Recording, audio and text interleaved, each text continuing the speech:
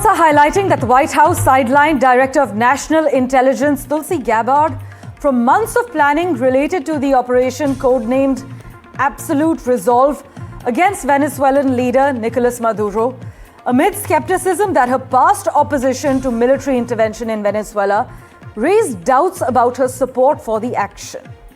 Reports are highlighting that the US Vice President Vance rejected the exclusion reports as the White House aide joked about it as well. Tulsi Gabbard is yet to respond officially, but the Vice President Vance has firmly denied reports that he and Director of National Intelligence Tulsi Gabbard had been kept out of planning for actions against Venezuela.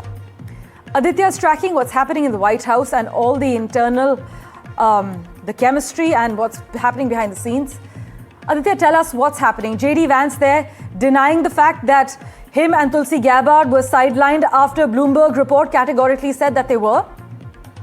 Well, yes, Parmeshwar, US media right now is reporting, both Bloomberg as well as Wall Street Journal, that Tulsi Gabbard, the Director of National Intelligence to Donald Trump, the US President, and of course the Vice President Vance, both of them were kept out of loop of this entire secretive operation Absolute Resolve against Venezuela. This was being planned for last several weeks, but what is being said is that when the crucial hours of the operation was underway, Trump was at his residence Mar-a-Lago, and at that point, each and every important character from the Trump administration, from Marco Rubio to Peter Hegseth, were with him at his residence.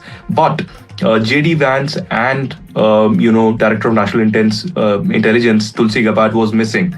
It is being said that it is being joked within the White House that DNI is not Director of National Intelligence but do not invite, because while the operation was underway and 200 of the specialist forces of the Delta Force were in Venezuela conducting the operation, and the US military was all hands on it, we had the DNI actually sharing photographs of her visit to Hawaii Beach. So she was clearly unaware of what was happening. Vance has now come out in a video and he has set the record straight. He has said that both Tulsi Gabbard and him were very much part of the operation and were aware of things. Right. And this was a very secretive operation. But we'll have to wait and watch how things unfold, because both Tulsi Gabbard and Vance seem to have problems when it comes to Trump and do not agree to each and every aspect of his opinion on such operations. Aditya, do stay on with us for the next crucial updates. You must also know that photographs released by the White House after the operation showed Trump and senior aides, which included Marco Rubio, the Defense Secretary Pete Hegseth, the CIA Director John Ratcliffe, and Deputy Chief of Staff Stephen Miller, gathered in a makeshift war room as events unfolded. Tulsi Gabbard was notably absent from those images as well. Here's what Vance has just said. So I've heard a couple of things. One, that I was kept out of the planning for the Venezuela operation. That's false. And another, that Tulsi was kept out of the planning for Venezuela operations. That's completely false. Look, we're all part of the same team. And one of the things that is really amazing about that operation is that we kept it very tight to the senior cabinet level officials and related officials in our government. And we kept this operation secret for a very long time. I'm very proud of that. I think it suggests that the team works very well together. Well, looking ahead, what is my role? Look, my role is going to be whatever the president asks me to do.